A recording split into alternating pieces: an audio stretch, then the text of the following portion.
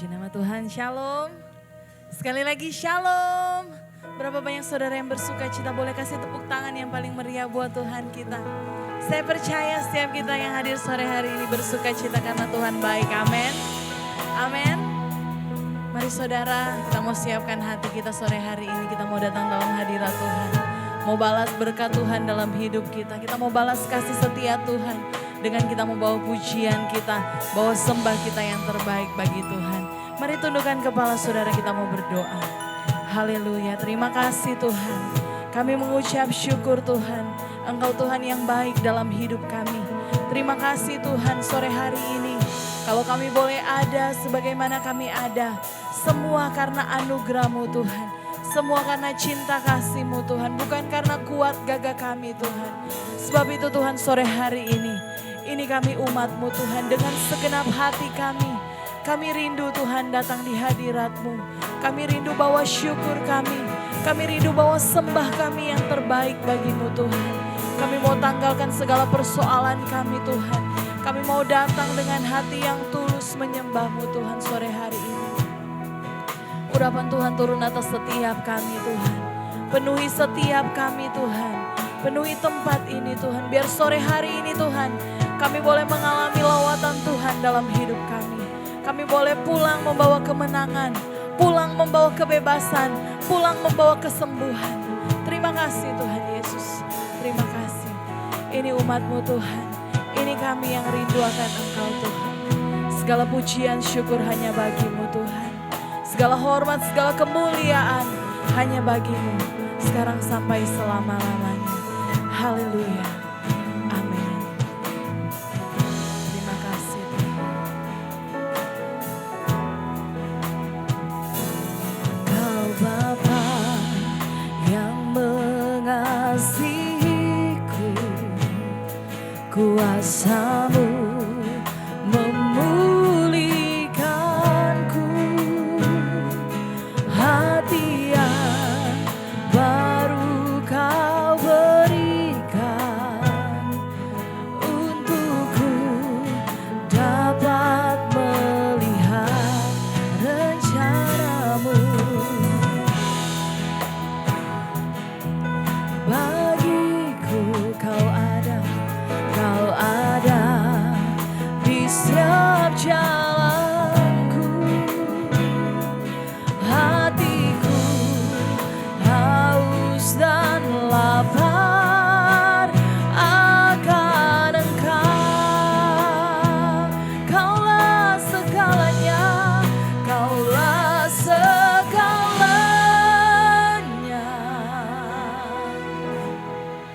Di dalam hidupku, kerajaan-Mu, kerajaan-Mu, kebenaran-Mu, itu bagianku. Hanya Engkau yang kami pandang, hanya ku pandang. Selama hidupku mengasihi-Mu, memuliakan-Mu, Bapa dan Rajaku. Boleh kasih suara-suara bagi Tuhan Allah kita. Engkau Bapa yang mengasihi kami. Terima kasih. Kuasa-Mu memulihkanku, hati yang baru Kau berikan untukku, dapat melihat rencana-Mu. Indah bagiku, Kau ada Tuhan, Kau ada di setiap jalanku. Hatiku Tuhan haus dan lapar akan Engkau. Kaulah segalanya.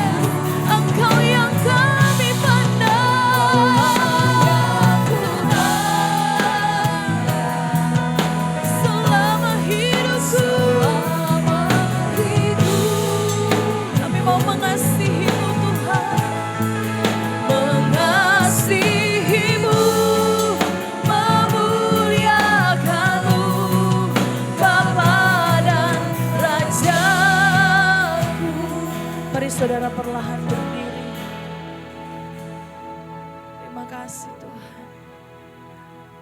Mari saudara perlahan berdiri dalam hadirat Tuhan. Kita mau sembah Tuhan sore hari ini.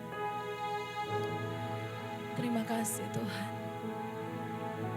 Biar pujian yang kami naikkan sore hari ini bukan hanya sekedar keluar dari mulut kami Tuhan. Tapi ini menjadi pengakuan yang tulus dari dalam hati kami Tuhan. Bahwa Engkaulah Tuhan segalanya dalam hidup kami. Engkaulah Tuhan satu-satunya dalam hidup kami. Biarlah Tuhan Engkau yang berkarya dalam setiap detik hidup kami. Kami hanya mau mengandalkan Engkau Tuhan. Saudara yang dikasihi Tuhan, mari perlahan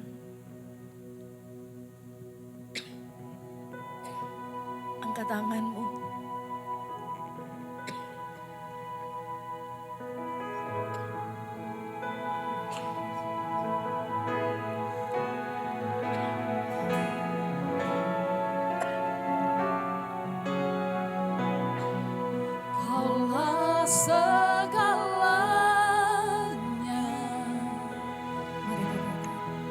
Di dalam hidupku,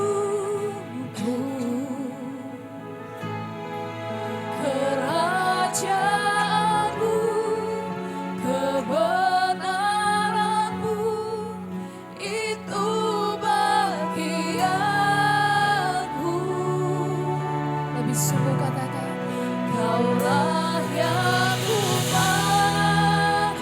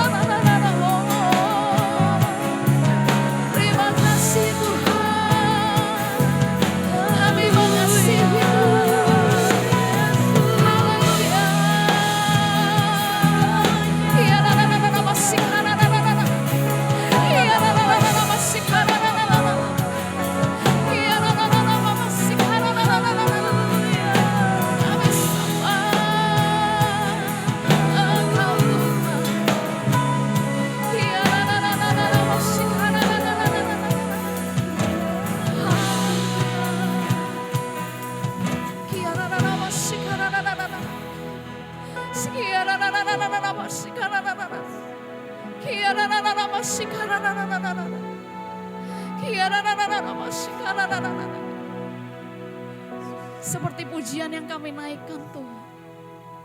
Kerajaan-Mu, kebenaran-Mu biar menjadi bagian setiap kami Tuhan.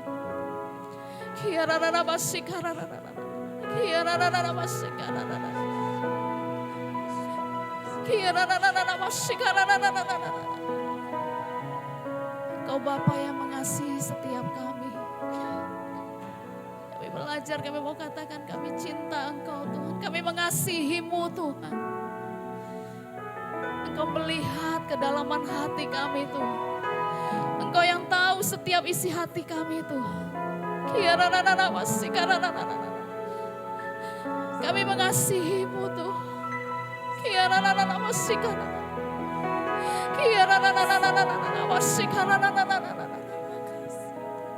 Terima kasih Tuhan. Terima kasih. Hanya pujian dan sembah yang kami naikkan Tuhan. Biar kami meninggikan nama-Mu. Kami mengagungkan nama-Mu Tuhan.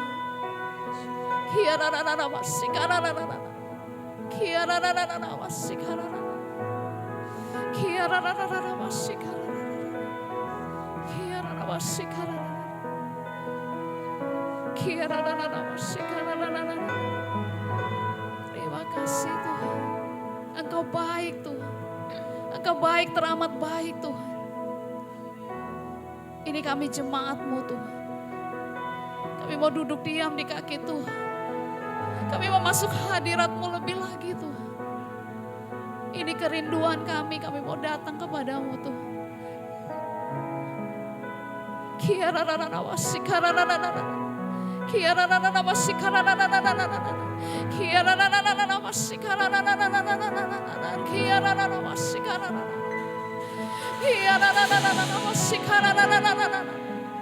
Mari tidak ada yang berdiam diri, katakan Engkau baik Tuhan. Engkau baik Tuhan. Engkau lawan setiap kami Tuhan. Engkau yang memulihkan setiap kami Tuhan. Kami percaya saat kami menyembah-Mu Tuhan, ada mukjizat boleh terjadi Tuhan bagi setiap kami. Yang sakit boleh alami kesembuhan. Yang berbeban berat Kau berikan keringanan Tuhan, penghiburan Tuhan.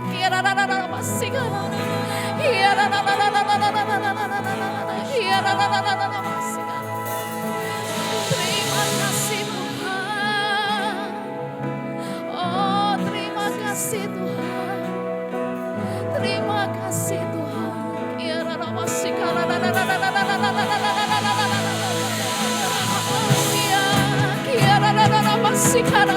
Angkat suaramu sembah Dia.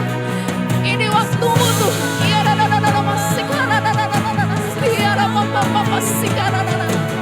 Haleluya. Haleluya. Haleluya.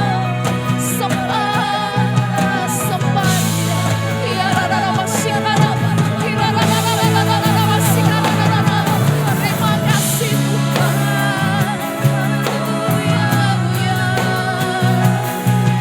Kami sembah Engkau Tuhan.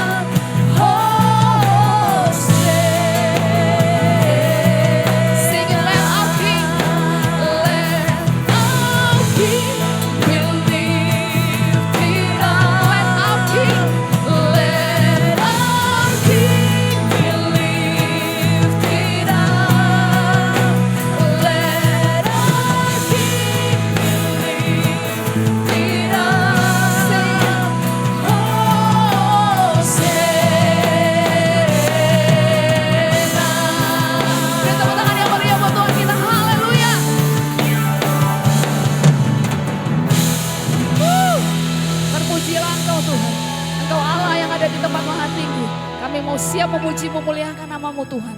Kami mau bersorak-sorai lebih lagi bagi Engkau. Terima kasih Tuhan. Di dalam nama Tuhan Yesus yang siap bersorak-sorai sama-sama katakan. Amin. Shalom Bapak Ibu Saudara. Sekali lagi shalom.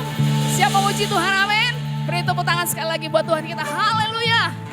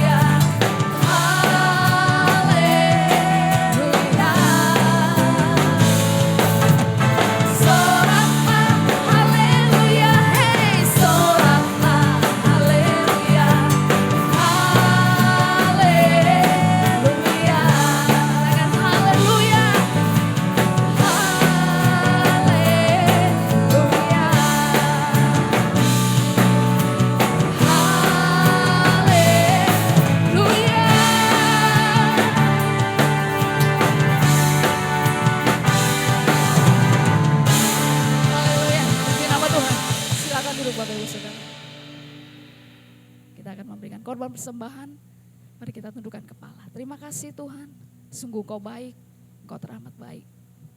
Kami akan memberikan korban persembahan Tuhan, kami mau berikan yang terbaik bagi Engkau Tuhan. Biar kami boleh gunakan untuk memperluas kerajaan-Mu Tuhan. Berkati tangan-tangan yang memberi Tuhan, kami percaya Engkau yang memberkati berlipat kali ganda. Terima kasih Tuhan, kami mau memberi dengan hati yang penuh sukacita di dalam nama Tuhan Yesus. Haleluya. Amin.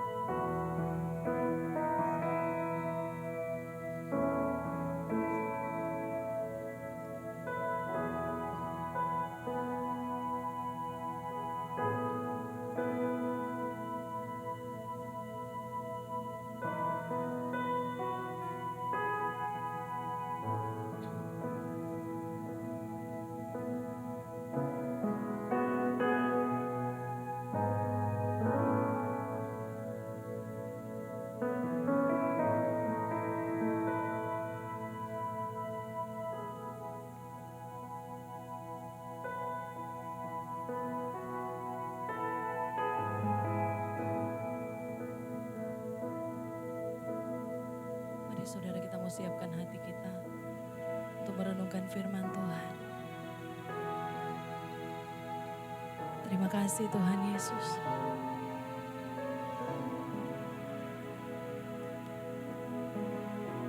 Sekalipun yang terjadi dalam hidup kami tidak sesuai dengan apa yang kami rancangkan Tuhan.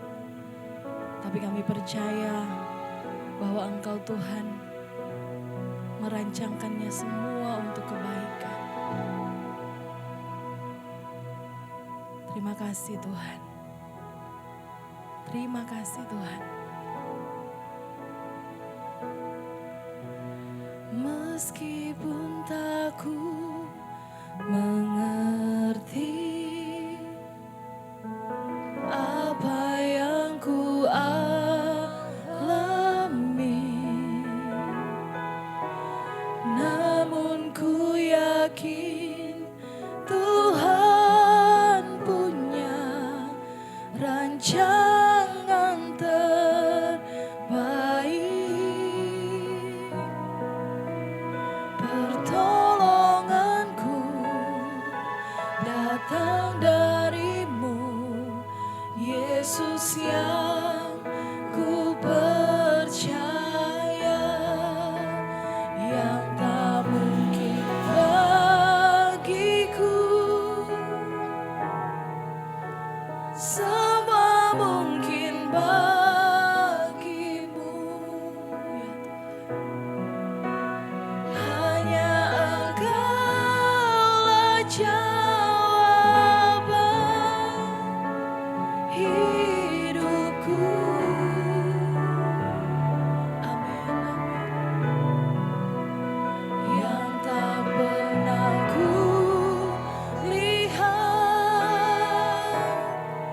dan tak pernah ku pikirkan,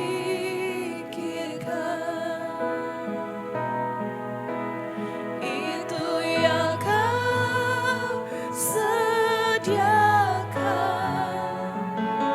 bagiku. Mari saudara berdiri dari awal naikkan pujian.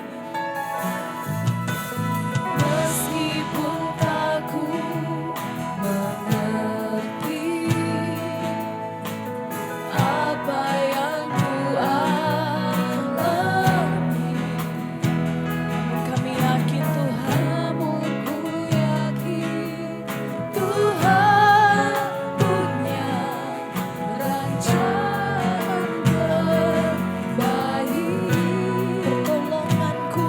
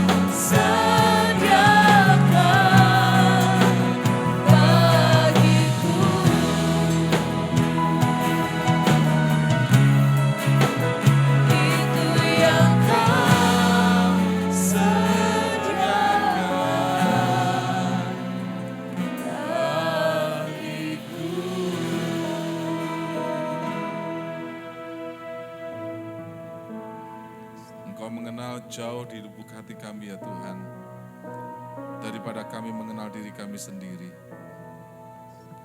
Engkau mengenal setiap kebutuhan dan keperluan kami. Jauh lebih kami dapat memahami kebutuhan kami sendiri. Itu sebabnya benar firman-Mu Tuhan, bahwa apa yang tidak pernah kami pikirkan, apa yang kami tidak pernah kami bayangkan, Engkau menyatakan dan memberikan semuanya bagi kami. Karena kami tahu bahwa Engkau Allah yang luar biasa, Allah yang dahsyat, Allah yang tidak pernah berdiam diri. Terima kasih Bapa. Pada malam hari ini kami mengucap syukur kepadamu oleh karena kasih karunia-Mu yang luar biasa. Engkau terus berbicara kepada kami ya Allah. Biar karena kebenaran ini akan memerdekakan dalam hidup kami. Dan kebenaran ini akan meyakinkan bahwa kami adalah anak-anak-Mu yang telah Kau pilih. Kami adalah umat pilihan-Mu ya Tuhan. Terima kasih Bapa, terima kasih Allah. Dalam nama Yesus kami berdoa, haleluya, amin, amin. Salam, senang bisa berjumpa lagi dengan saudara.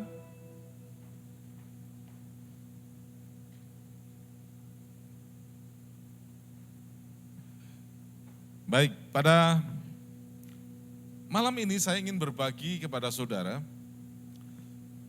Di dalam kitab Pengkhotbah katakan bahwa segala sesuatu itu ada masanya. Nah, ada masa-masa yang dimana kita menghadapi satu situasi yang sangat luar biasa. Situasi yang boleh dikatakan krisis, situasi yang dikatakan menjadi sebuah kesempatan, apapun situasinya, dalam suatu keadaan yang sangat luar biasa, extraordinary, Tuhan pasti akan memunculkan orang-orang yang luar biasa. Jadi Allah dalam sejarah tidak pernah berdiam diri ketika melihat sebuah situasi yang terjadi sangat luar biasa. Mari kita akan melihat beberapa bagian di sini dalam kitab Perjanjian Lama. Yang pertama adalah Yusuf. Saudara tahu apa yang terjadi dengan Yusuf?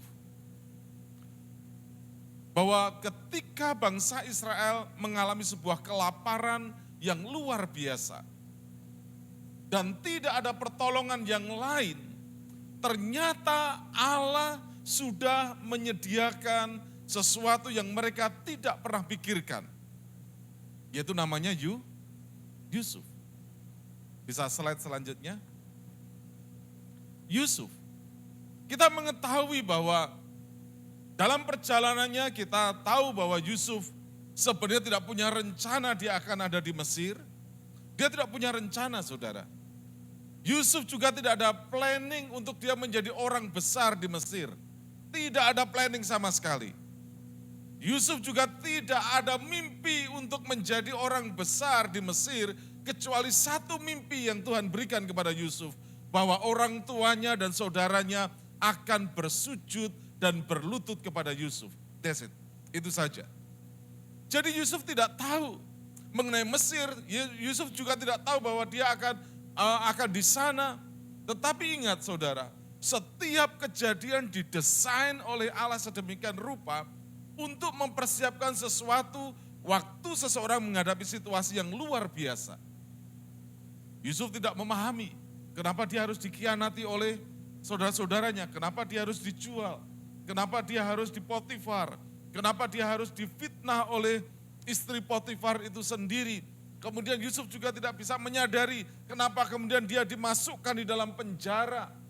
Tidak menyadari. Tetapi satu bagian yang sangat penting Yusuf di sini adalah Yusuf tidak pernah mengeluh. Ingat bahwa manusia boleh merencanakan kejahatan, tapi Tuhan akan mengubah menjadi kebaikan. Itu sebabnya saudara, kalau ada orang yang berbuat jahat sama saudara, jangan sakit hati. Katakan amin. Kalau sakit hati saudara, yang rugi sendiri. Orang yang menyakiti saudara bisa ketawa ketiwi, saudara bisa mengelus dada terus menerus. Kita belajar dari Yusuf.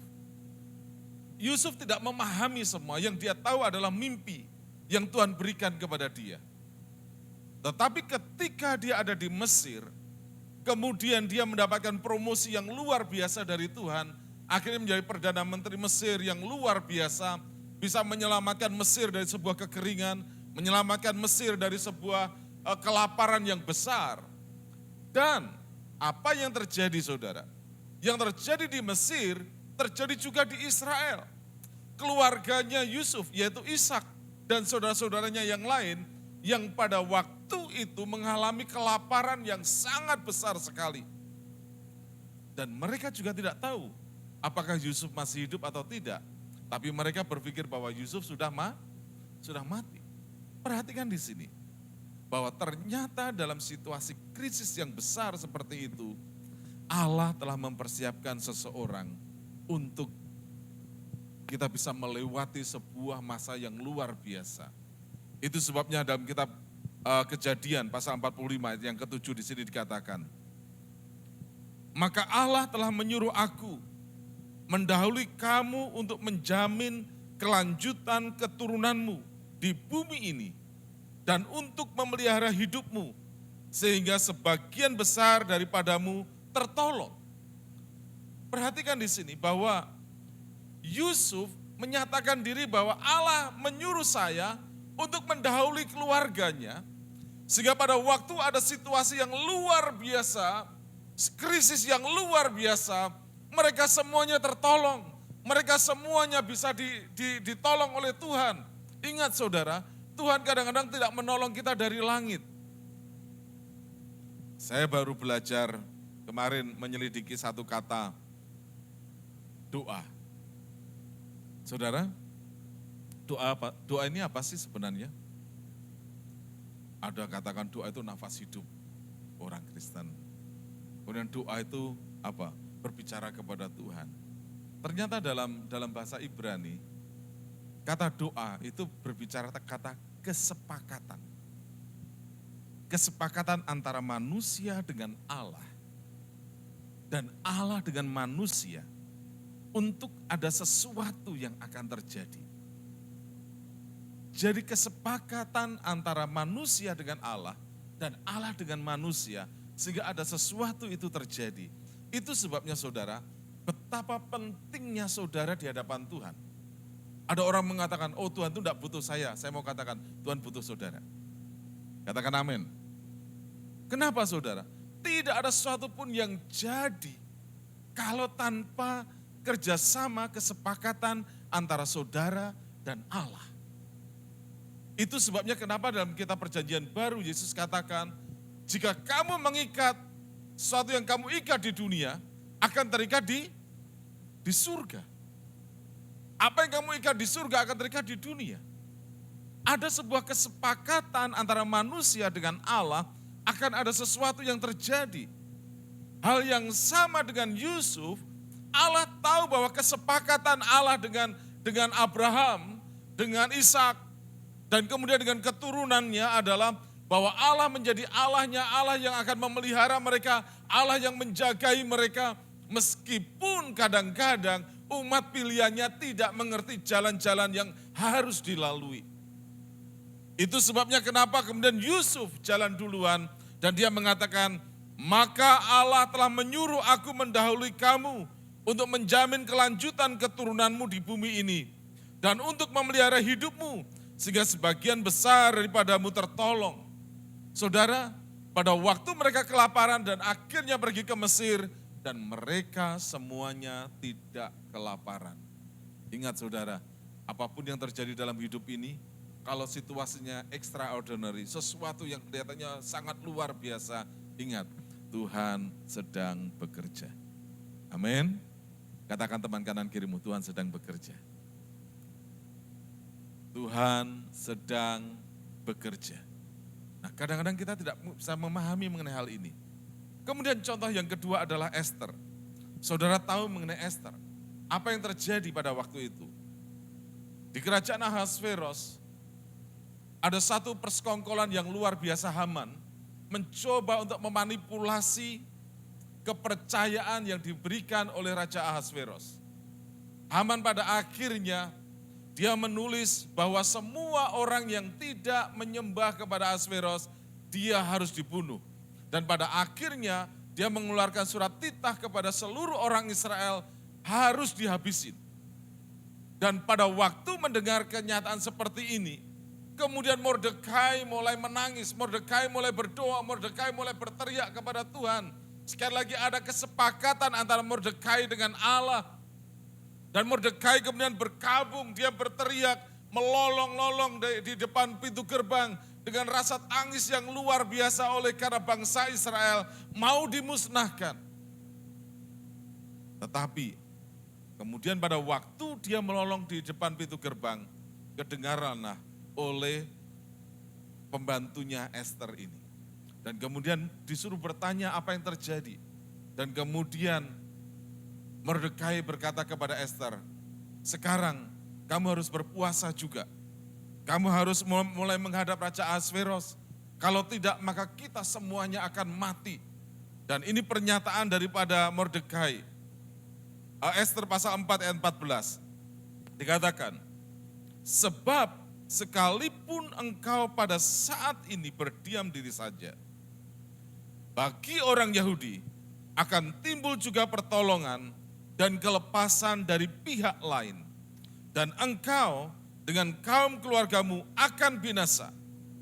Siapa tahu, mungkin justru untuk saat yang seperti ini, engkau beroleh kedudukan sebagai ratu. Saudara, sebuah situasi yang extraordinary, suatu yang luar biasa. Tapi kemudian justru situasi yang luar biasa ini memunculkan orang-orang yang luar biasa. Ada Mordekai dan juga Esther. Saudara, Tuhan bisa pakai segalanya.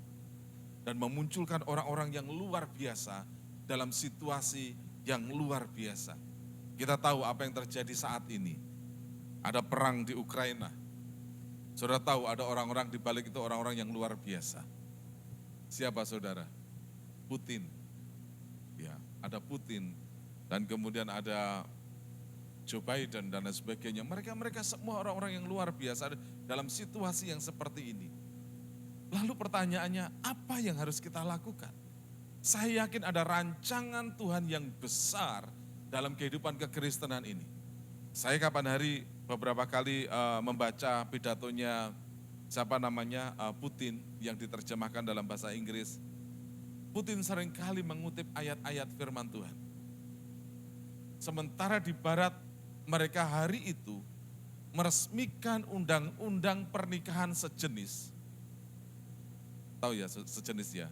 Ya wanita dengan wanita, laki-laki dengan laki-laki. Di Amerika hari itu disahkan undang-undang untuk pernikahan sejenis. Di hari yang sama kemudian Putin berbicara. Dia mengatakan, mereka itu semuanya setan, dia bilang gitu. Mereka semua setan. Oleh karena Alkitab katakan Allah hanya menciptakan laki-laki dan perempuan. Tidak ada yang lainnya. Saudara, dia berbicara keras untuk menentang semua oleh karena didasarkan daripada firman Allah. Nah saudara tahu bahwa di Rusia itu Kristen Ortodok itu sangat kuat. Hampir 80% Kristen Ortodok Rusia itu sangat kuat sekali. Nah saudara-saudara yang kasih dalam Tuhan, kita dapat melihat. Lalu bagaimanakah gereja? Kita dapat melihat slide selanjutnya. Kita akan melihat sebuah contoh di sini antara Esther dan Mordekai. Perhatikan di sini. Inilah gereja yang harus kita lakukan. Esther menunjukkan perawatan kecantikan. Disuruh oleh Mordekai untuk mereka merawat dirinya. Berbulan-bulan mereka merawat dirinya. Kemudian pakaian yang mewah, makanan khusus, parfum, kosmetik, perhiasan. Itu menggambarkan gereja harus cantik. Gereja harus berbau harum. Gereja harus indah di mata Tuhan. Tapi di sisi yang lain, mari kita akan melihat Mordekai di sini. Mordekai, dia berdoa. Ada abu, ada karung, dia berpuasa. Ada duka, ada tangisan dan lain sebagainya. Saudara, di sisi lain gereja selain kita membuat holy, membuat kudus di hadapan Allah, berbau harum di hadapan Allah. Tapi di sisi yang lain, gereja harus berdoa. Gereja harus berpuasa. Gereja harus merasa berduka melihat sesuatu yang tidak benar di masyarakat ini. Gereja juga harus menangis. Menangis bukan karena penderitaan. Menangis karena ada begitu banyak orang yang terhilang. Orang-orang yang saat ini tidak tahu jalan kemana mereka harus pergi. Terutama generasi muda, saudara. Beberapa waktu yang lalu teman saya bicara sama seorang anak muda. Dia mengatakan begini, kalau nanti kamu kuliah, karena dia mau kuliah di luar negeri. Kamu ambil kuliah apa? Dia bilang, saya mau ambil kuliah psikologi. Kaget teman saya, kenapa? Karena nanti ke depan akan banyak orang mengalami yang disebut dengan loneliness, kesepian. Sudah tahu teknologi yang baru yang akan muncul dan sekarang sudah muncul, metaverse. Metaverse itu seolah-olah kita bisa berselancar, bisa rekreasi hanya pakai alat itu. Dan kita bisa berkomunikasi dengan orang, chatting dengan orang, ngomong dengan orang dengan metaverse. Oleh karena metaverse itu suatu saat orang akan mengalami yang disebut dengan loneliness, kesepian. Kalau dia mengalami kesepian, maka dia akan mengalami yang disebut dengan gangguan jiwa. Itu sebabnya peranan gereja penting. Jangan berpikir bahwa kemajuan teknologi membuat orang itu semakin luar biasa. Saya mau katakan kepada saudara, kemajuan teknologi membuat orang semakin jauh dari satu dengan yang lain. Contoh yang paling gampang. Udah ada HP ya? Kalau jauh saudara dekat enggak? Ngechat. Sosial media, gimana kabarnya? Oh bagus ya. Gitu. Kelihatannya dekat saudara. Tapi waktu dekat jauh enggak? Saya lihat anak-anak muda sekarang, kalau duduk, bukannya ngobrol saudara. Pegang begini. Dekat tapi jauh, jauh tapi dekat. Akan ada masalah yang sangat luar biasa. Namanya dissocialization. Itu sosialisasi menjadi renggang. Itu sebabnya kenapa anak-anak sekarang rentan sekali terjadi dengan masalah-masalah psikologi. Kenapa? Karena sosialisasinya sudah jauh berbeda dengan zaman kita. Waktu kita masih anak muda, kita nggak ada mainan kayak begini. Yang kita main adalah kita lari bareng, kita sepak bola bareng, kita peta umpet bareng. Ada sosialisasi, ada social touch, ada sentuhan sosial antara kita dan kita merasa bahwa kita tidak akan pernah merasa sendiri, kita tidak pernah merasa loneliness. Tetapi masalah yang sekarang yang terjadi adalah gereja harus menangis melihat kenyataan ini. Ada begitu banyak anak muda yang menangis hari ini dan merasa kesepian. Saudara tahu tingkat bunuh diri anak-anak remaja pemuda sekarang itu semakin tinggi. Semakin tinggi. Dan banyak kejahatan yang muncul oleh karena terobsesi dari HP. Di tangan kita, YouTube, apapun itu, semuanya ada. Nah gereja selain kita harus berbau harum di hadapan Allah, selain kita ada dalam sebuah kekudusan di hadapan Tuhan, selain kita memaksimalkan hidup kita supaya orang lain bisa melihat kemuliaan Allah dalam diri kita, gereja harus menangis. Menangis apa saudara? Lihat, jangan sampai kita merasa, I'm fine, saya enggak apa-apa kok. Itu kan mereka. Sampai kalau hati kita belum tersentuh dengan kehidupan mereka, maka akan menjadi sebuah pertanyaan. Ingat saudara, setiap orang yang dekat dengan Tuhan Yesus, yang melekat dengan Tuhan Yesus, pasti mereka akan punya belas kasihan buat orang-orang yang ada di luar. Dan ini yang sangat penting buat kita bersama. Kemudian yang kedua, yang ketiga, kita akan contoh Musa. Orang-orang yang luar biasa dipakai Tuhan dalam situasi yang luar biasa. Saudara tahu berapa tahun lamanya, hampir 400 tahun lamanya, orang-orang Israel berdoa supaya bisa keluar dari Mesir, tetapi tidak tahu siapa pemimpin yang akan memimpin orang-orang keluar dari Mesir. Karena nubuatan-nubuatan itu belum jelas siapa itu. Tetapi kemudian muncullah yang namanya Musa, dan dari keturunan yang memang sudah dipilih oleh Allah. Dan kemudian dari Musa inilah membawa keluar bangsa Israel dari Mesir dengan keperkasaannya, dengan luar biasanya, orang yang luar biasa dipakai Tuhan dalam situasi yang luar biasa. Dan kemudian yang keempat kita bisa melihat di sini contoh orang yang luar biasa, yaitu Yohanes Pembaptis. Saudara tahu antara perjanjian lama dan perjanjian baru ada yang disebut dengan masa gelap. Hampir sama, hampir 400 tahun itu tidak ada nabi, tidak ada nubuatan, tidak ada firman yang dari Allah. Itu sebabnya disebutkan masa gelap. Bangsa Israel hanya berjalan sesuai dengan apa yang dia pikirkan. Itu adalah situasi yang extraordinary. Oleh karena Allah yang biasanya menyatakan diri kepada bangsa Israel, tapi ternyata Allah seperti berdiam diri. Tetapi pada saat seperti itu, kemudian Allah memunculkan seorang yang bernama Yohanes. Pembaptis itu oleh karena dia membaptis, saudara. Ya, bukan nama dia itu bukan Yohanes Pembaptis, tapi namanya adalah Yohanes. Karena dia membaptis, maka disebut sebagai Yohanes Pembaptis. Dan mari kita dapat melihat di sini, orang ini sungguh luar biasa. Dia pakaian jubah berbulu unta, makanan sederhana, belalang dan madu. Pesannya selalu berbicara mengenai pertobatan. Dia tidak pernah mengurangi standar kata-kata pertobatan. Pernyataannya jelas, tepat, dan kadang-kadang begitu keras oleh karena dia mengatakan kamu ular beludak dan lain sebagainya. Dan kemudian dia juga menyiapkan jalan untuk Yesus, untuk kedatangan Yesus Kristus di situ. Dan banyak orang tidak suka kepada Yohanes. Orang-orang yang agamawi, orang-orang berpolitik, orang-orang yang punya moralnya rendah, tidak suka sama Yohanes Pembaptis oleh karena dia sedang mencoba untuk membuka tabir sebuah kebobrokan daripada moral manusia. Dan Yohanes Pembaptis menyatakan dengan terang benderang perkataan itu semuanya. Dan Allah memakai itu semuanya agar ada sesuatu yang akan dibukakan oleh Tuhan di masa yang baru, di perjanjian yang baru. Dan oleh karena tadi ada sebuah terjadi dalam perjanjian lama, dan kemudian transisi masuk kepada perjanjian baru. Lalu bagaimana dengan perjanjian baru? Ada sesuatu yang berbeda jauh, saudara. Kalau dalam perjanjian lama, Allah memilih orang-orang yang luar biasa untuk melakukan sesuatu yang luar biasa.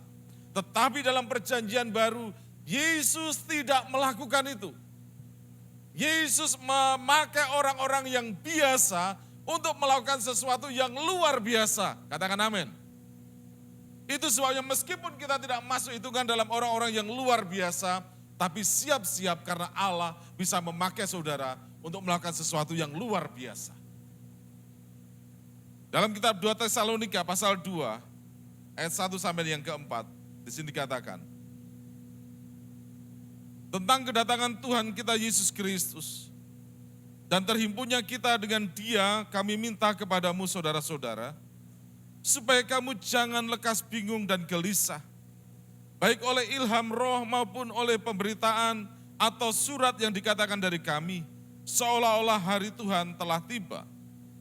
Janganlah kamu memberi dirimu disesatkan orang-orang dengan cara yang bagaimanapun juga, sebab sebelum hari itu haruslah datang dahulu murtad, dan haruslah dinyatakan dahulu manusia durhaka yang harus binasa, yaitu lawan yang meninggikan diri di atas segala yang disebut atau yang disembah sebagai Allah, bahkan dia duduk di bait Allah dan mau menyatakan diri sebagai Allah. Saudara-saudara yang kasih dalam Tuhan, hari ini adalah hari akhir. Ada begitu banyak hal terjadi, jangan terkejut. Orang-orang yang dahulunya setia, tetapi kemudian dia memberontak. Orang yang tadinya dia penurut menjadi orang-orang yang menjadi liar dan lain sebagainya. Semuanya sudah tertulis di dalam firman Allah. Orang yang keras akan semakin keras. Orang yang lembut akan semakin lembut. Dan itu sebabnya jangan pernah terkejut oleh karena ini adalah situasi yang extraordinary yang dimana Tuhan Yesus akan segera datang, saudara. Jadi jangan pernah, kok bisa begini ya, kok bisa begini. Tidak usah khawatir. Dan itu memang harus digenapi. Itu harus digenapi. Ada teman saya, dia seorang pelayan Tuhan. Yang dia bicara dengan saya, dia bilang, Pak, saya kaget, dia bilang. Dulu dia itu penginjil besar, dia bilang. Kemana-mana luar biasa. Dan banyak orang yang dibawa kepada Tuhan dan bertobat. Tapi hari ini, dia bilang, orang itu tidak mau ke gereja sama sekali. Apa yang terjadi? Apakah Tuhan tidak bisa bekerja atas dia? Saya katakan kepada dia, tidak usah khawatir. Ini adalah hari akhir, tanda-tandanya adalah ada orang-orang yang akan mengalami seperti ini. Tapi juga, saya bilang sama dia, ada orang-orang yang tadinya menolak Tuhan, akan mencari Tuhan sungguh-sungguh. Ada orang-orang yang tadinya cuek-cuek sama Tuhan, akan mencari Tuhan sungguh-sungguh. Ada orang-orang yang biasa-biasa saja, justru dipakai Tuhan dengan luar biasa. Karena ini adalah situasi yang extraordinary. Situasi yang di akhir zaman, di mana kita harus menyadari bahwa semua tanda-tanda ini pasti akan terjadi. Dan jangan pernah malu untuk melihat itu semuanya. Justru kita inilah yang saat ini mendengar kebenaran firman, kita harus siap untuk dipakai Tuhan, untuk menyatakan Injil kerajaannya, untuk menyatakan diri kita bahwa kita adalah milik Allah, bahwa kita dipilih oleh Tuhan untuk menyatakan kebenaran dan juga kemerdekaan di dalam Kristus Yesus. 2 Tesalonika pasal 2 ayat 9 sampai 10 dikatakan di sini. Kedatangan si pendurhaka itu adalah pekerjaan iblis dan akan disertai rupa-rupa perbuatan ajaib dan tanda-tanda dan mujizat-mujizat palsu. Saudara, tanda-tanda ini kan sudah banyak terjadi, banyak mujizat-mujizat palsu. Dan jangan sampai kita ini menjadi orang Kristen gagap melihat satu mujizat. Makanya banyak, di sana ada ibadah mujizat besar terjadi, rombongan ke sana. Nanti mujizatnya hilang, pindah lagi ke sana. Kita harus stay strong, stand firm. Kita harus kokoh kalau kita di gereja di sini, stand firm di tempat ini. Jangan pernah merasa bahwa, di sana bagus, ayo ke sana. Ada begitu banyak saudara. Syarat tidak ada di sini. Katakan amin. Harus stand firm karena ini banyak. Banyak orang maaf ya saudara. Dia bisa bikin mujizat, bisa bikin tanda-tanda ajaib. Tetapi tidak ada pengenalan dengan Tuhan. Masih ingat waktu Tuhan Yesus bilang kepada orang-orang. Dan ada seorang yang datang kepada Tuhan Yesus katakan, Tuhan, aku membuat mujizat demi namamu. Aku menyembuhkan orang demi namamu. Aku membangkitkan orang mati demi namamu. Kemudian Tuhan Yesus bilang apa? Sorry, aku enggak kenal kamu. Saudara, itu sebabnya sangat penting dalam situasi akhir-akhir ini. Kita seperti dipesonakan dengan beberapa mujizat-mujizat yang di luar.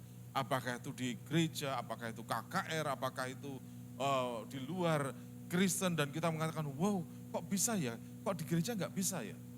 Saudara, masih ingat waktu Tuhan Yesus pencobaan yang dialami oleh Tuhan Yesus. Waktu dia berpuasa 40 hari. Ya, pencobaan yang pertama apa? Batu suruh jadikan roti. Ya kan? Pencobaan yang kedua adalah dia disuruh untuk menjatuhkan dirinya dari soto rumah. Dan dia bilang, nanti malaikat Tuhan akan menopang kamu. Enggak mati, enggak. Yang ketiga adalah, kalau kamu menyembah aku, maka seluruh dunia ini akan kuberikan kepadamu. Saudara, kemudian Yesus hanya bilang, bahwa ada tertulis, bahwa hanya Tuhan saja yang patut disembah. Saudara, apapun yang terjadi dengan kehidupan kita, ingatlah di akhir zaman ini, kita harus tetap kuat berpegang bahwa aku hanya mau menyembah Tuhan. Stand firm, berdiri kokoh di dalam Tuhan. Dan ini sangat penting sekali saudara. Banyak orang mencari mujizat. Tapi saya mau katakan kepada saudara, carilah Tuhan bukan mujizat. Carilah ketemu pribadinya, bukan mujizat. Karena pada waktu saudara bisa berjumpa dengan Tuhan, mujizat itu efek samping saudara. Saudara bisa dipakai oleh Tuhan. Saudara bisa dipakai oleh Tuhan untuk menyatakan sesuatu yang luar biasa. Bukan orang-orang khusus yang saat ini dipakai Tuhan untuk menyatakan sesuatu yang luar biasa saudara. Jangan pernah berpikir bahwa hanya orang punya karunia saja yang bisa menyatakan sesuatu yang besar. Saya mau katakan kepada saudara, kalau saudara rindu dipakai Tuhan, Tuhan akan pakai saudara dengan luar biasa. Inilah kita masuk kepada dunia perjanjian baru, di mana Tuhan mau memakai orang-orang yang biasa menjadi luar biasa. Coba mari kita akan melihat di dalam kitab Kisah Para Rasul. Ya, kitab Kisah Para Rasul pasal 4, ayat 13 sampai dengan ayat yang ke-14. Dikatakan di sini, ketika sidang itu melihat keberanian Petrus dan Yohanes dan mengetahui, perhatikan, bahwa keduanya orang biasa yang tidak terpelajar. Heranlah mereka dan mereka mengenal keduanya sebagai pengikut Yesus. Tetapi karena mereka melihat orang yang disembuhkan itu berdiri di samping kedua rasul itu, mereka tidak dapat mengatakan apa-apa untuk membantahnya. Saudara tahu siapa Petrus? Petrus hanya seorang nelayan biasa. Petrus pernah jatuh, pernah gagal dalam dia mengikut Tuhan. Tetapi orang yang biasa, tetapi menyerahkan diri mencari Tuhan, Tuhan akan memakai menjadi sesuatu yang sangat luar biasa sekali. Dan itulah kenapa perjanjian baru Yesus menyatakan kepada kita semuanya bahwa saudara dan saya bisa dipakai Tuhan dengan luar biasa untuk menghadapi situasi yang sangat luar biasa. Dan Allah telah memilih saudara dan saya untuk menyatakan itu semuanya. Dan ini sangat penting sekali. Tapi seringkali iblis mencoba untuk membuat kita menjadi terdiam dan tidak mengatakan apa-apa. Coba kita perhatikan. Kisah Para Rasul pasal 4 ayat 16 sampai 19. Dan berkata, tindakan apakah yang harus kita ambil terhadap orang-orang ini? Sebab telah nyata kepada semua penduduk Yerusalem bahwa mereka telah mengadakan suatu mujizat yang menyolok dan kita tidak dapat menyangkalnya. Tetapi supaya hal itu jangan makin luas bersinar di antara orang banyak, baiklah kita mengancam dan melarang mereka supaya mereka jangan berbicara lagi dengan siapapun dalam nama itu. Saudara, mungkin tidak ada orang yang menyuruh saudara berdiam. Tapi seringkali iblis bisa membuat saudara takut untuk mengatakan. Satu kali ada seorang datang ke saya, dia mengatakan, Pak, ini ada salah seorang dari Madura, minta didoakan Pak. Saya takut bagaimana? Saya telepon, di mana orangnya? Saya datang ke orang itu dan kemudian saya bilang kepada teman saya ini, sebenarnya anak rohani saya sendiri, saya bilang, kenapa kamu harus takut? Kan kamu enggak menyakiti dia, saya bilang.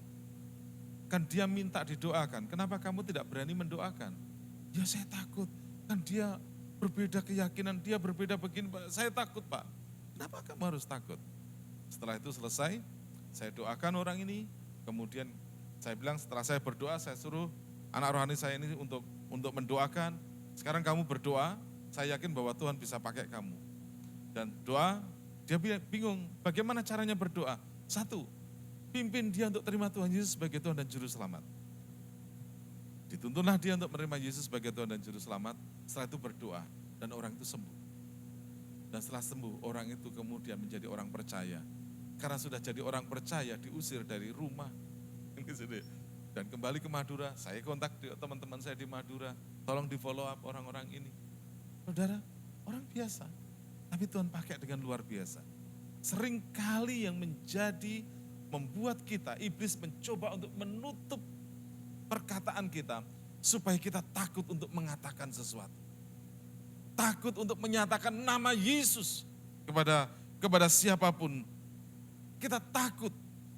Itu sebabnya saudara, pada zaman akhir seperti ini, bahwa memang ada perintah untuk membungkam dari iblis, supaya kita tidak mengatakan perkataan dari apa yang Tuhan Yesus berikan kepada kita. Kenapa? Karena perkataan kita ini berkuasa. Masih ingat ada satu lagu bahwa iblis dikalahkan oleh kesaksian kita. Ya, oleh darah anak domba dan oleh kesaksian kita. Iblis dikalahkan. Itu sebabnya kenapa iblis takut sama orang Kristen.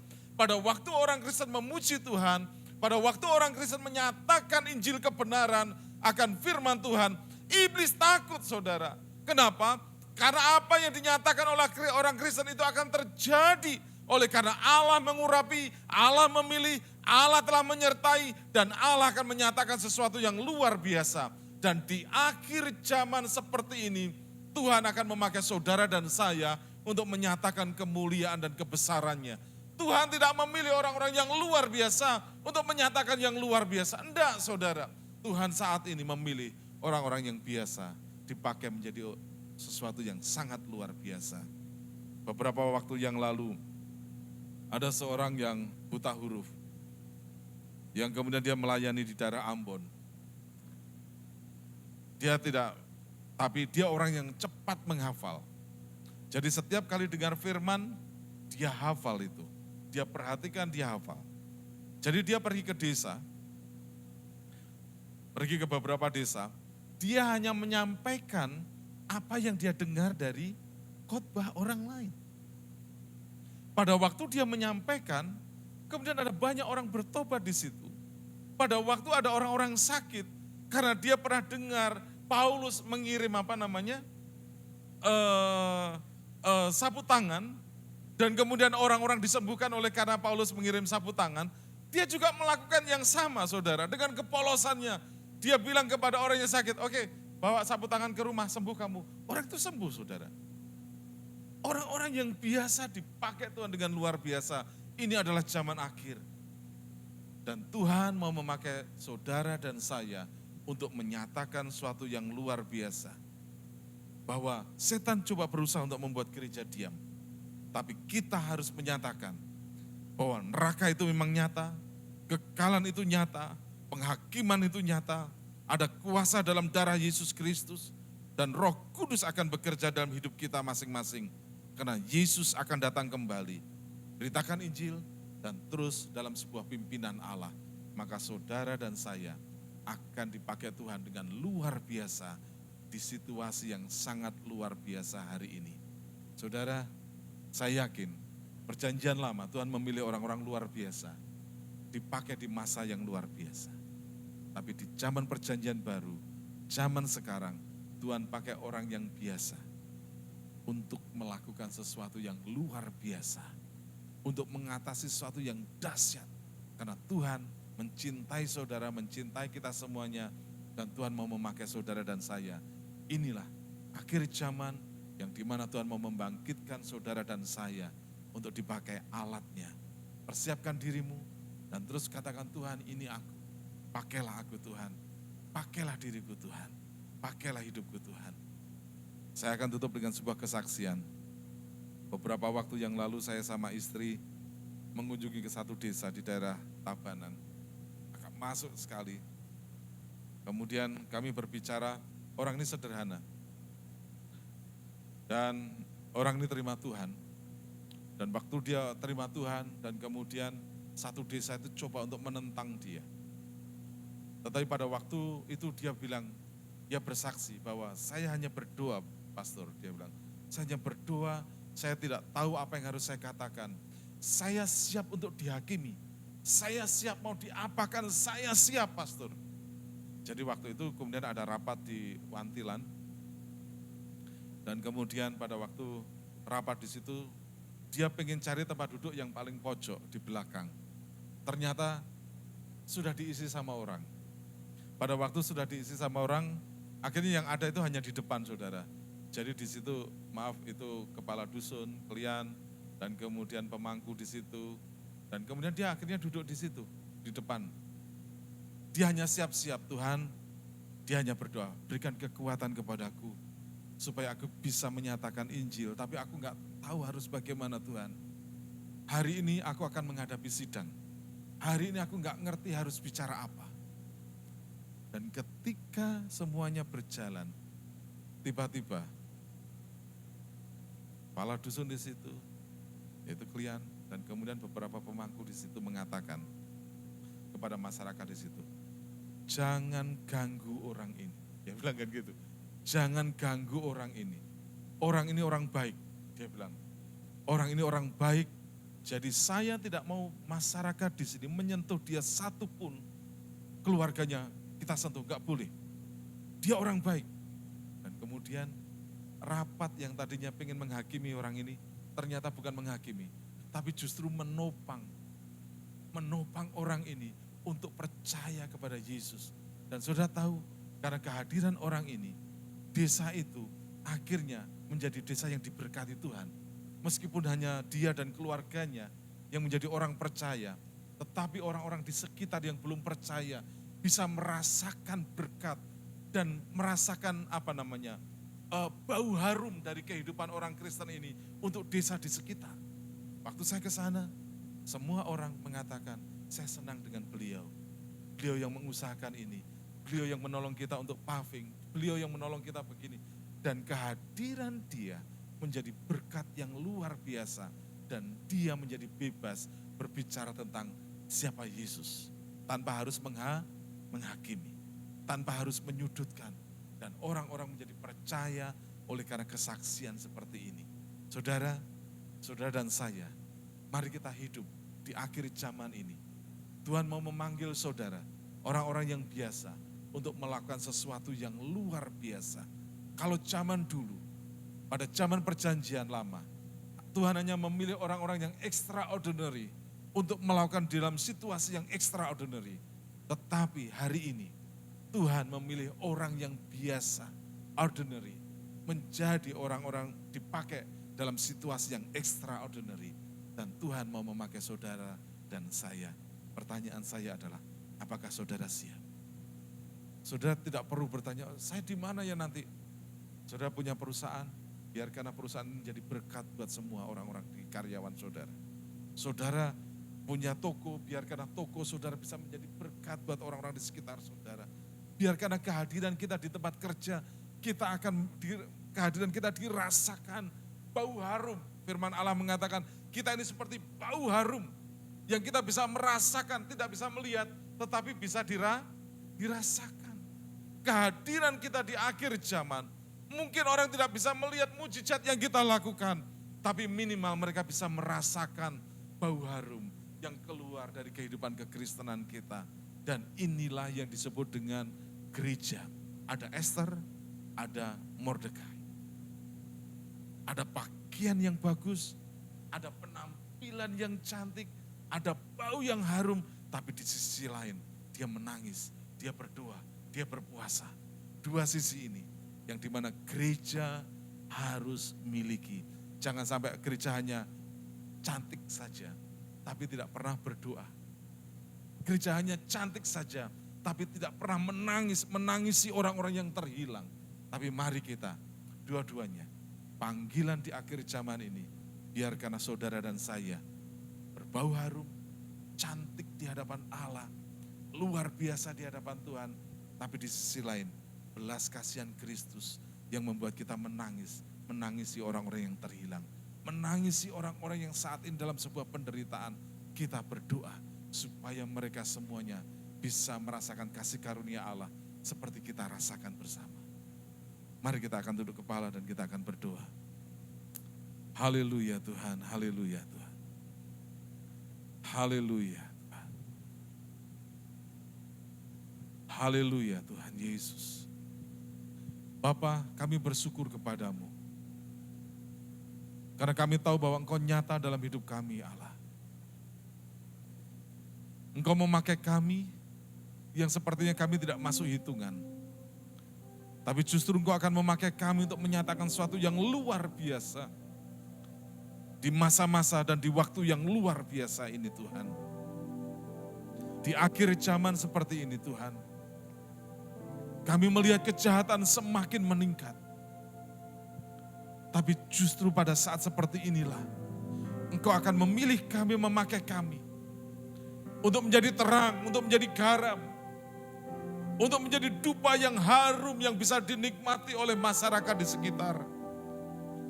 Hidup kami bisa dinikmati oleh teman-teman kami. Hidup kami menjadi berkat bagi teman-teman kami. Dan kami tidak takut untuk memperkatakan tentang kasih karunia Yesus Kristus kepada orang-orang di sekitar kami. Karena kami tahu bahwa inilah waktunya Tuhan. Meskipun kami tidak tahu apa yang selanjutnya. Tetapi yang kami tahu bahwa Engkau sedang bekerja. Engkau terus bekerja. Engkau menyatakan kemuliaan-Mu. Engkau menyatakan kebesaran-Mu atas kami ya Tuhan. Terima kasih Bapa. Pakailah kami Tuhan. Pakailah kami Tuhan.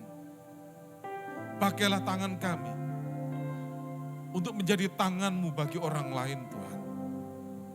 Pakailah mulut kami. Untuk kami bisa memperkatakan pengharapan dan kabar baik kepada bangsa-bangsa. Pakailah hidup kami. Supaya kami menjadi berkat bagi orang-orang yang di sekitar kami. Gereja memang harus cantik.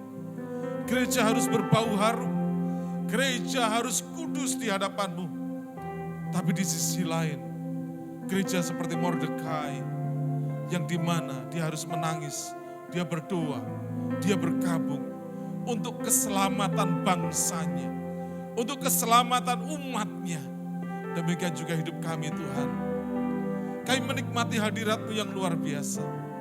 Tapi kami menangis untuk bangsa kami. Kami menangis di bangsa kami Indonesia ini Tuhan. Biarkanlah Indonesia akan dilawat oleh Tuhan, kemakmuran akan dinyatakan bagi bangsa kami ini Tuhan. Terima kasih Bapa. Terima kasih Tuhan.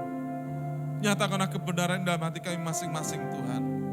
Sementara hamba-Mu berhenti berbicara, Roh Kudus, aku mohon Kau akan mempertajam kebenaran ini dalam hati kami masing-masing. Terima kasih Bapa. Dalam nama Yesus kami berdoa. Haleluya. Amin.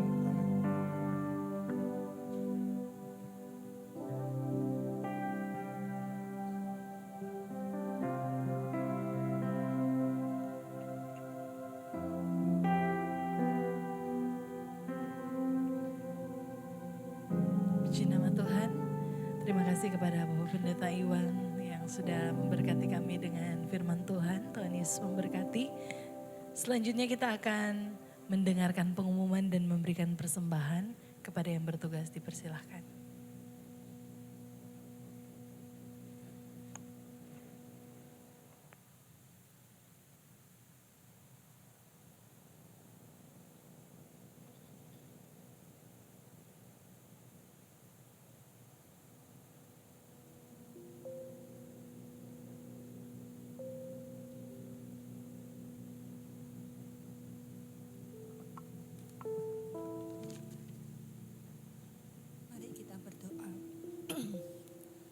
Bapa yang baik, terima kasih kami menaikkan syukur bagi-Mu. Terima kasih buat sepanjang hari ini ya Bapa. Kami bersyukur kalau pada malam hari ini kami boleh berada di tempat ini, kami boleh mendengar kebenaran firman Tuhan. Kami bersyukur Tuhan, sungguh berkat yang luar biasa di dalam hidup kami. Kami boleh semakin mengerti, semakin tahu rencana Tuhan apa yang harus kami lakukan. Kami percaya Tuhan, apapun masalah, persoalan, pergumulan kami saat ini Tuhan. Kami percaya Tuhan sedang mempersiapkan kami untuk rencana Tuhan yang lebih indah lagi, yang luar biasa di dalam hidup kami. Kami percaya semua proses yang kami alami Tuhan, Tuhan mau kami serupa seperti Engkau Tuhan. Kami bersyukur buat semuanya Tuhan. Engkau Tuhan yang memberi kami kekuatan, Engkau Tuhan yang memampukan kami ya Tuhan. Dan Engkau Tuhan yang memberi kami kemenangan. Terima kasih Tuhan Yesus. Berkati Bapak Iwan Setiawan yang sudah memberkati kami di tempat ini. Pakai lagi Tuhan, lebih lagi Tuhan. Dan kiranya semuanya untuk hormat kemuliaan Tuhan. Tuhan memberkati pekerjaannya, keluarganya, pelayanannya. Dan Tuhan memberkati dengan keberhasilan. Terima kasih Tuhan, tiba saatnya kami mau memberikan persembahan. Berkati kami semua dan kami mau memberikan yang terbaik bagi Tuhan. Kami percayakan semuanya di dalam tangan-Mu Tuhan. Di dalam nama Tuhan Yesus kami berdoa dan menaikkan syukur. Haleluya, amin. Sambil persembahan dijalankan, saya mau membacakan beberapa pengumuman. Sebelumnya kami mengucapkan terima kasih untuk pelayanan Bapak Iwan Setiawan dan Ibu. Tuhan Yesus memberkati. Kami juga mengucapkan selamat datang bagi Bapak Ibu yang baru pertama kali beribadah bersama kami di tempat ini. Ada? Ya, kalau enggak ada, saya bacakan ke pengumuman ya. Hari Rabu kita ada FA pukul 7:30 di gereja. Hari Jumat ada doa malam pukul 7:30 juga di gereja. Hari Sabtu ada latihan musik pukul 7:30 di gereja juga. Hari Minggu kita ada ibadah raya pukul 6 sore dan ibadah sekolah minggu pukul 6:30. Untuk hari Kamis tanggal 18 kita juga ada ibadah raya untuk kenaikan Tuhan Yesus. Pukul 6 sore di gereja. Jadi hari Rabu kita ada FA, Kamis ada ibadah raya, ibadah kenaikan Tuhan Yesus pukul 6 sore. Hari Jumat doa malam, hari Minggu latihan musik, hari Minggu kita juga ada ibadah raya. Sekian pengumuman, Tuhan Yesus memberkati. Mari Bapak Ibu Saudara, saya undang kita berdiri. Kita akan menutup ibadah kita pada malam hari ini.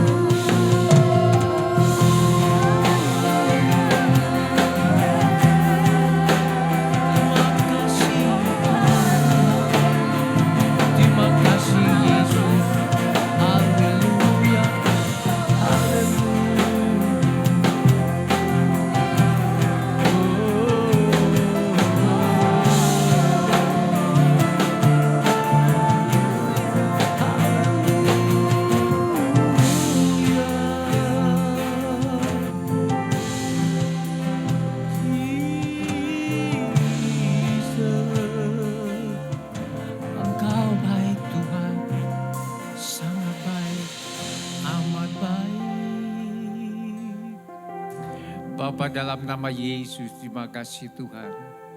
Sesembahan pujian pada saat malam hari.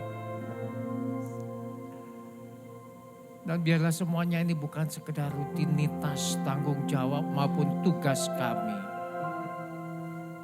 Semuanya adalah kerinduan kami untuk senantiasa dekat dengan Engkau, untuk senantiasa mengasihi Engkau, dan untuk senantiasa semakin mengasihi Engkau ya Bapa.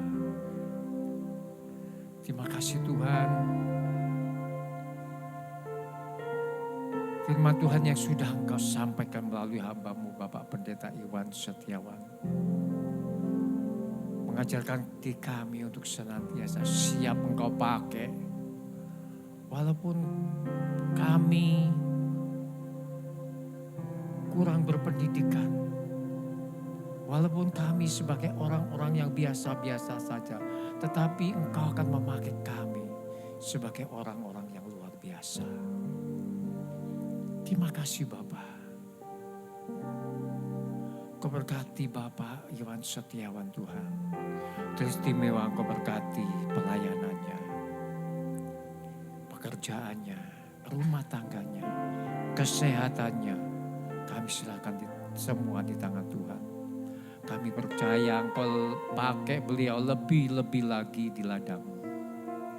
Terima kasih Bapak. Dan sebentar beliau akan kembali ke Denpasar. Sepanjang perjalanan kami serahkan di tangan Tuhan. Kami percaya Roh Kudus-Mu senantiasa menutup bungkus. Hingga sampai di tujuan tidak kekurangan sesuatu apapun juga. Dan suatu saat kami masih berharap akan pertemuan kembali. Terima kasih Bapak. Berdoa buat bangsa dan negara kami. Kau berkati Bapak Presiden kami Tuhan. Berkati Bapak Wakil Presiden kami. Juga para menteri, Bapak Kapolri dan Panglima TNI kami. Semuanya para pemimpin kami serahkan di tangan Tuhan. Kami percaya pribadi-pribadi ini adalah pribadi pilihan-Mu yang terbaik buat bangsa dan negara kami. Demikian pula ke depannya Tuhan. Kami berdoa buat bangsa dan negara kami. Agar situasi dalam negeri kami senantiasa kondusif, senantiasa aman. Terlebih Tuhan, kami akan menyelenggarakan pesta demokrasi. Engkau pimpin Tuhan bangsa dan negara kami. Hingga kami boleh melaksanakan pesta demokrasi ini dengan segala pimpinan-Mu. Dan kami boleh melaksanakan dengan lancar. Teristimewa Tuhan, Kau berkati Bapak Presiden kami. Berkati kesehatannya. Segala keputusannya kami serahkan di tangan Tuhan. Dan kami percaya semuanya baik adanya. Demikian pula Tuhan, kami berdoa buat kota kami. Di mana kami berada. Kabupaten Jembrana. Engkau berkati Bapak Bupati kami, Wakil Bupati kami. Serta jajaran yang tertinggi sampai yang terendah. Kami serahkan di tangan Tuhan. Kami percaya Tuhan bahwa kesejahteraan kota di mana kami berada adalah kesejahteraan kami pula. Itulah sebabnya Tuhan berkati perekonomian kota kami, keamanan kota kami, dan segalanya Engkau berkati ya Bapa.